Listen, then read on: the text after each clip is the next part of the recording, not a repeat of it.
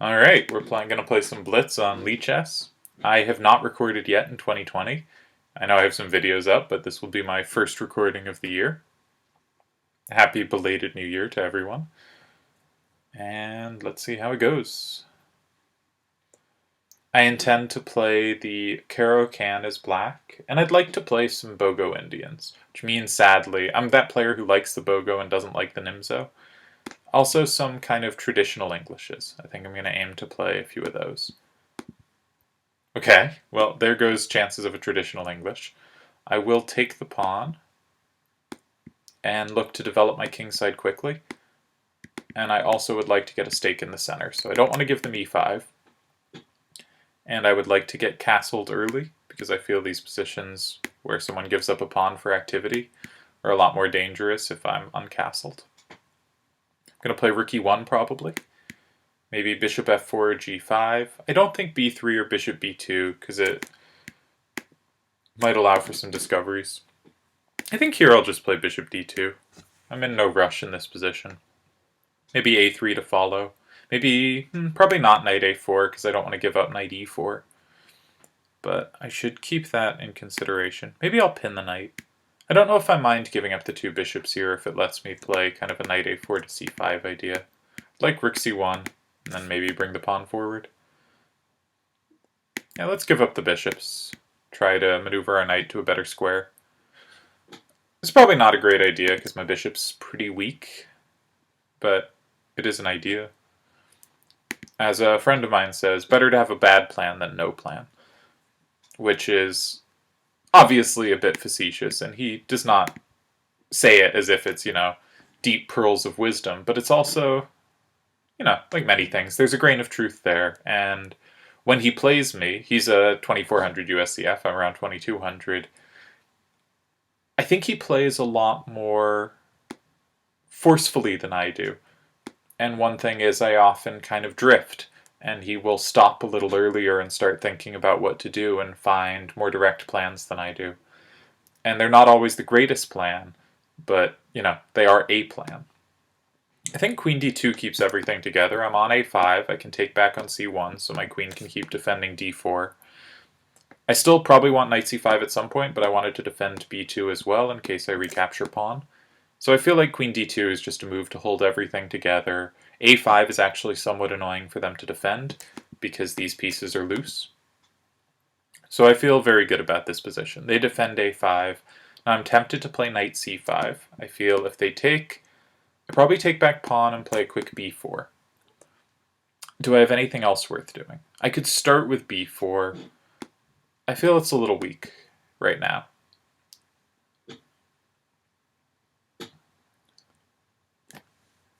On b4, if they don't capture, I threaten a4 and b5 and expanding quickly. I think I should just try to win time. I could play knight d4. I could play a4, hit the knight away, and then play knight d4. And d4 might be a better square than e5, but I don't think it is, so I'm going to play knight e5. I was thinking it's better because it has more direct access and a little farther back is probably more stable, but they always have e5 to push that away, much like they have f6 to push this away. So I'm not too excited about either move. Alright, I'm going to try to secure my advanced passer and get two passers on the queen side. I totally missed that. I am very lucky I can take on a5. But of course these two passers are much worse than the a and b pawns together. I don't have knight c4, bishop c4, rook c4, and queen d8. There's no pin or anything. But I think I should take, maybe play e4 now. Is that a little uncomfortable? They're threatening to take on c5 though. So maybe I should defend that. Queen b4. If rook b8, I can come back to a3 and my queen keeps supporting everything. But I don't have to because the c-pawn isn't hit.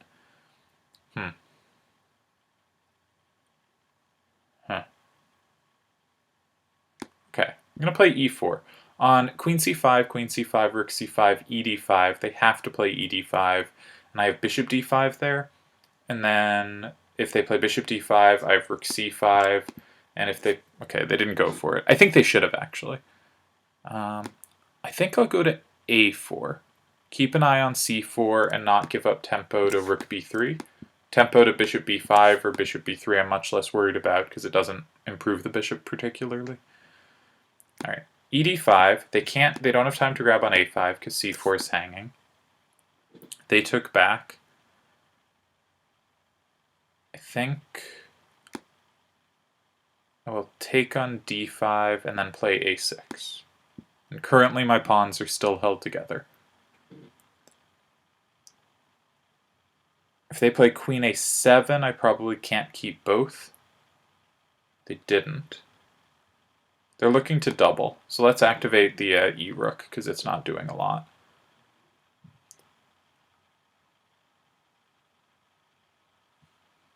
Okay. They got rid of one of my pawns. I have A1 covered.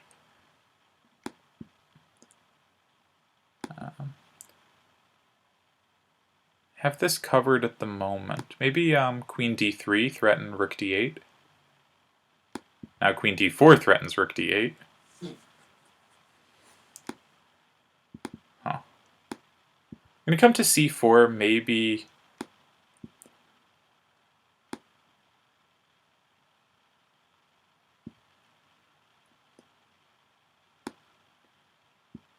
No, I don't like this, and I have to play faster. I'm kind of tied to the pawn, and I'm clearly not making progress. What do I do? Let's try to trade queens. Maybe I can make moves faster with queens off. I'm not seeing a way to progress. Nope, don't want to go there. Alright, they gained the pawn back, and now I'm low on time and playing real slow. That was a mouse slip. I meant to bring the rook to f2.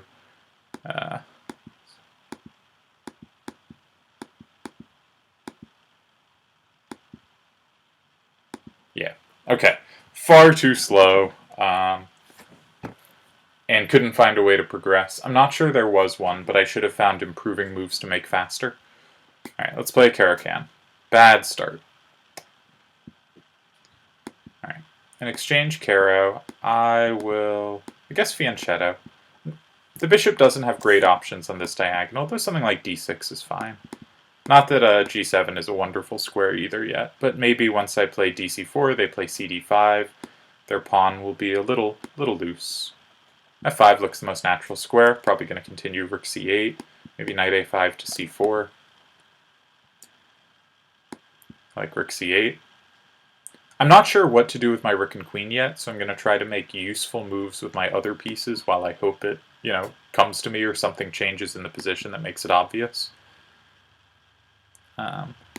So currently, I can't really play for d5, so I guess I'm going to play knight a5 to c4. Again, still don't know what to do with my queen or my f8 rook. If I take on b3 and they take back queen, I can take on d4 and I hit e5. So they probably have to take back pawn. Guess I should play a6. d4 seems potentially weak to me. So maybe I'll play queen d6. Are they going to come knight c4? Probably. Queen b6 g4. My bishop's potentially losing squares. Huh. Maybe queen c7. Hit the knight on e5 while adding a little pressure to the knight on c3, maybe? Okay, I'm not going to trade pieces yet. I'd like to play rook d8 if I get the chance. Okay, let's just keep this all defended. I don't want to play h5 because knight h6 check hits the bishop on f5, otherwise I would consider it, because the knight would normally be trapped there, and so it wouldn't be a threat. I guess rook d8, keep activating. f7 feels a little loose, but I'm not sure how they're going to get at it. Perhaps e6 was the loose square. So if I take on g4, I guess they respond by taking. If I play rook e8, they have d6. I meant if I take on g4, they take on e7, I think. But actually, I think I get it back at the end. Rook e7, rook d7. When they take, I take back queen and defend it. Alright, I'll play rook d7 now. Keep everything defended. Okay, let's keep this closed. Maybe I could have grabbed, but they are pinning the g6 pawn to my king, so I have to be careful if, say, rook h3, that I don't hang h5. Yep, gonna sidestep that. Not too big a threat. They don't have g4. I guess I'll take on c3 and take on d5. Because if they can't take on e7 here, I'll have time to play e6 and consolidate. And I don't see how they infiltrate on the potentially weak dark squares around my king. So I feel good about this position. I think I've won a clean pawn. If rook e7, I think I just play queen e7. Yeah, let's play e6. Also, I have a lot of the queen's kind of infiltration squares covered. I might be looking to play rook d1. My queen is nicely here. Maybe now they want to play g4 at some point with rook h3, and then try to somehow sneak in. So I'm going to play rook d1. I think I'm happy to trade a pair of rooks. I don't want to trade both pairs because it can be very hard to win these positions with queens on. If they're planning to bring their king to g2, that always gives me potential to kind of pin their queen to their king and trade it off. Obviously, I do not have these squares defended at the moment, but it gives me ideas later. Which might mean b5 was a little silly because it undefended the c6 square. Not sure. Okay. Rook d4 is a little interesting because I can actually play rook h4 after. It doesn't have a follow-up though, so it's not that interesting. I don't think they have rook e6, so I'm going to play rook d2. I was hoping to pressure f2, but I guess I don't really have a way. I'm getting a little worried about my king safety, so I'll play queen d6. Maybe think about queen d4. If they play rook e6, fe6, rook e6, I have rook f2. Ah, so they found a better move order. Okay. Yeah. Yeah, no, this was nice. Because if I go to e8, they have rook e6, and this way they can at least check forever and maybe look for more. I don't think they have more, though. Okay, they thought they did. Alright, I'm going to play this... Oh, I thought I had something different. I thought queen d2, but they have rook e2. So... Oh, this is very bad now. If they bring their queen to the wrong square, I had queen d2, but they didn't. Where can my queen go that both threatens things and has defensive use? I might just end up in a pawn down position here. I'll try to regain the pawn, but I'm just not going to have enough time on the clock, I don't think. They should just play king h4. I don't think I can take. I will just shuttle my rook, but I've lost this one on time. They shouldn't have gone there, but doesn't matter much. Yeah, they made a queen. Ah, okay, 0 for 2. This whole talking while playing thing, when you take a little time off, can be tricky to get back to. Alright, what do we want to play here? Let's play b5, go for a quick bishop b7, counter their likely fianchetto, or counter their likely push to c4.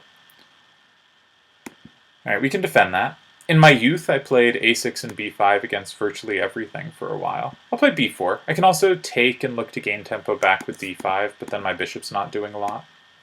So instead I'm going to play a d6 and c5 structure. Try to put enough pressure on d4 that they don't have a quick e4, e5. Let's break that pin, make sure e5 isn't killer. I would like to play knight d7 and queen c7. Now I will close everything down. Maybe knight d7 to f8 to g6 to get my knight over to the part of the board where the action's now likely to happen. Maybe play a5 at some point.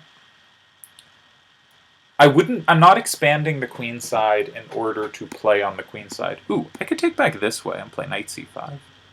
That looks like it creates an active square.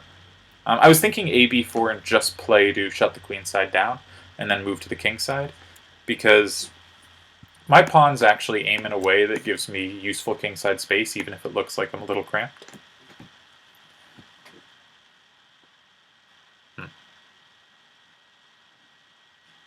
I don't know where I want the knight. I think I'm still going to go to g6. I think I screwed up, because now they can play for the c5 break. Yeah, I don't like how I handled this. They're going for it immediately, yeah, because e5's loose. Good point, good point. Okay. We're going to give them c6. King on f8's pretty bad too. But not as bad as it could be, actually. I don't think. I hope. I'm pretending I'll get compensation with like knight h5 to f4 at some point. Okay. Can't let that pawn run. Knight c4 is very strong. Yeah. Ooh. Did I say this wasn't so bad? It's so bad. So bad. I can't play bishop d8 because of bishop b6, queen e7, c7. They're going to pick up all my queenside and have all the passers, and this is clearly a disaster. I also traded off the one piece that kind of gives me potential hopes to attack when I played bishop a6. Just makes that a silly move. Let's try to bring as many pieces to the king side as I can. I'm going to try to take on h3. I think that's the kind of only plan on practical chances. Doesn't seem like much. Like if they... yeah. Ooh. They're being cute. They want to play d6. Fair.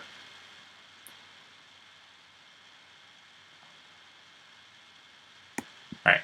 I'm going to take. I don't think there's any hope if they don't have an open king. If they play knight d7, I think I'll play king g8.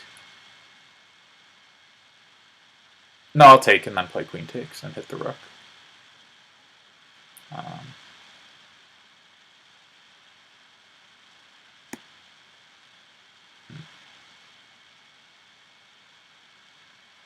Now knight d7 is coming.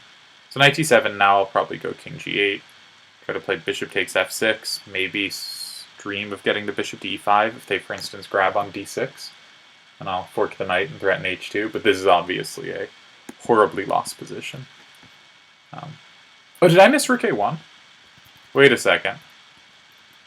Did I have rook a1 here? Just game over. Yes. Okay. So hopefully they're unaware that rook a1 might exist. In fact... yeah, rook a1 check. Wow, just... I mean, now I think I'm winning, but totally undeserved and missed it the first chance.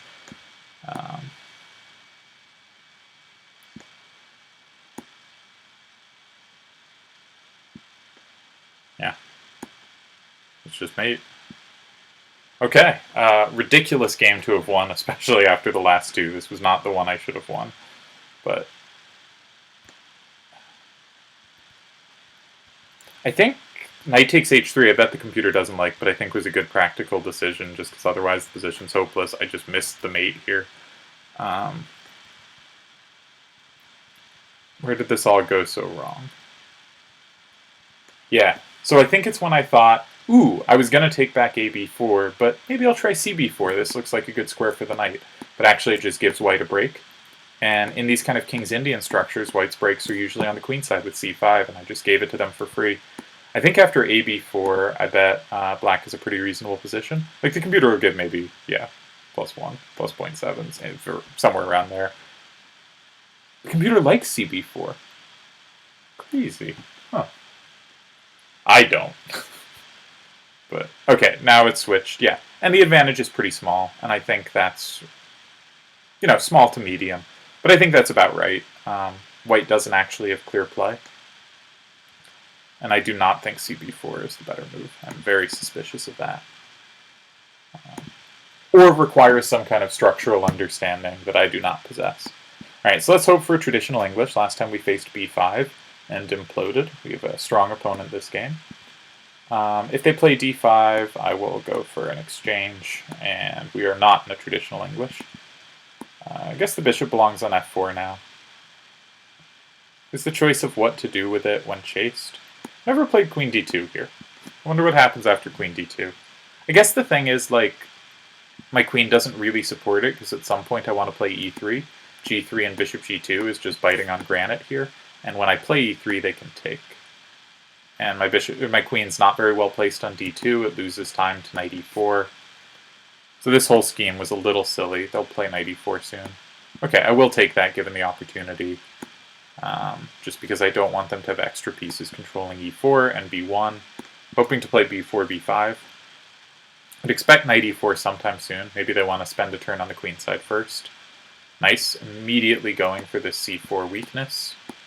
I will step aside and prepare knight d2 to question it. Maybe I should have played b5 immediately. Now I probably don't want to because they win time so easily against my queen. If I take on c4, which way do they take back? If they take back b, I might play b5. I might play knight a4 to c5, so I think they'll take back d. But if they take back d, maybe I can... Now they're going to be too active for my hopes. I was hoping I could play sort of slow f3, e4 and expand, but I don't think I ever have the time. So okay, not a very good position. Ooh. Knight e4, knight b4, knight d6. Looks good for me.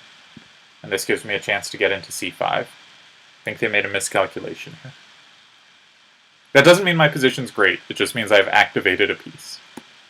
And a piece they probably didn't want me to activate. Is my knight great on c5? It doesn't actually really have targets. Well, their knight on b4 does. Rook a1, for instance, I have trouble playing because of knight b4. I think I want to give up that pawn, though, to try to grab the a-file. I think I need something. I should also, in general, beware of kind of knight e3 sacrifices. Okay. I'm going to play rook b1, just try to defend. On queen a7, I'm going to play queen e4 and try to get active. I feel like probably optimal was them preventing my queen coming out. They can't take on b4 because my queen defends b1.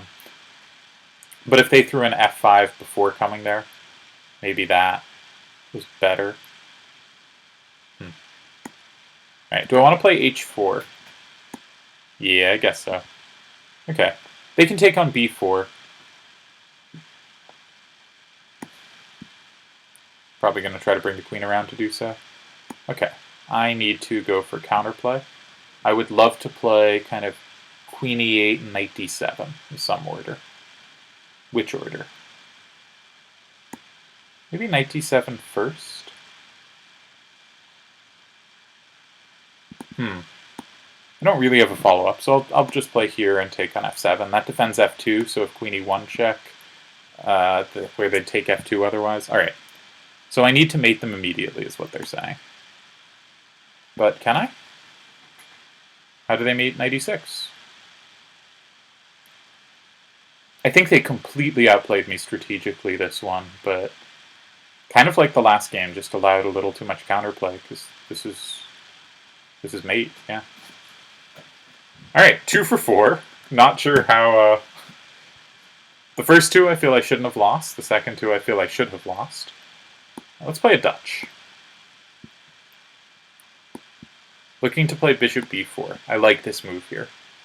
I feel black with b6 and bishop b7 gets nice control over the critical e4 square.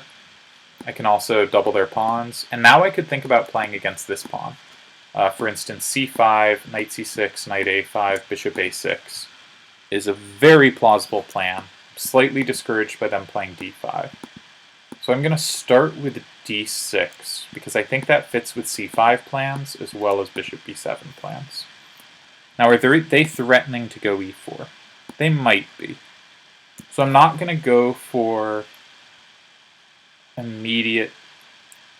I like queen e8. Sometimes I come to a4 as a way to pressure this pawn. Sometimes I come to h5. Alright, they feel the need to start defending things. I'll play queen g6. That seems to force the action. They can't play bishop f6 or bishop f4 without hanging mate. And I feel like f4 is kind of weakening. So bishop f3, queen f3, queen g5, queen a8. Do I have anything cute at the end? I guess not. What about knight e4? Hit the bishop, hit c3, and if they take, I take back, hitting away the only defender of g5.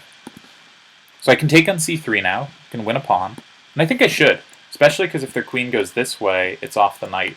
Yeah, now I can take the knight, I'm threatening mate, the pawn's pinned, we've won a piece. I will then retreat my knight to e4, I guess. Or do I want to just play queen h5 to h3? Queen h5, h4, queen g4. They have to move the rook, I think. Queen h3, they just resigned. All right, 3 for 5. Nice game in the Dutch. I don't think any of these other games can be called remotely nice. But I really like this bishop b4. One of the reasons I actually think this line is kind of more fun as black than white is it gives white an extra turn to play knight c3, allowing us to get this Nimzo, except with this thrown in f5, which really controls the critical e4 square. And I like playing these positions. When they give the doubled pawns, we have the there's the kingside plans of swinging everything kingside, the queen comes out, the bishop's aiming there, that's what we saw in the game. But there's also this other plan of c5, saying this pawn is going to be stuck there.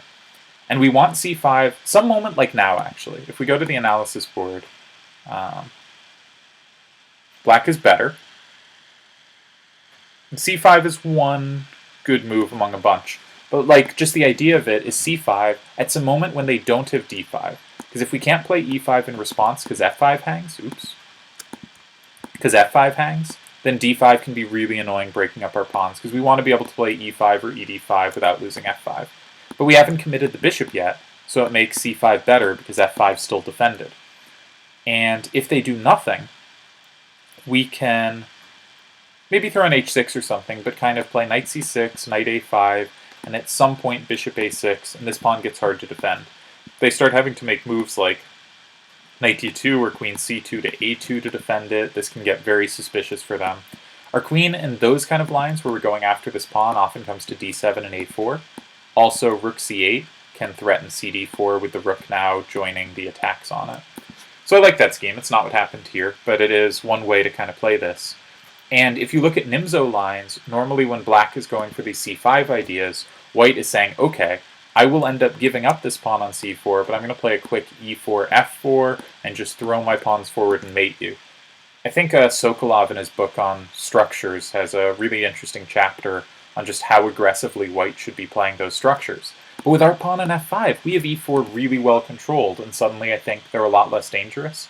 And the one thing we really have to worry about is what if d5 makes this pawn loose. But if they don't have that, it slows them on e4, and black is this nice queenside play. That's not what happened in the game.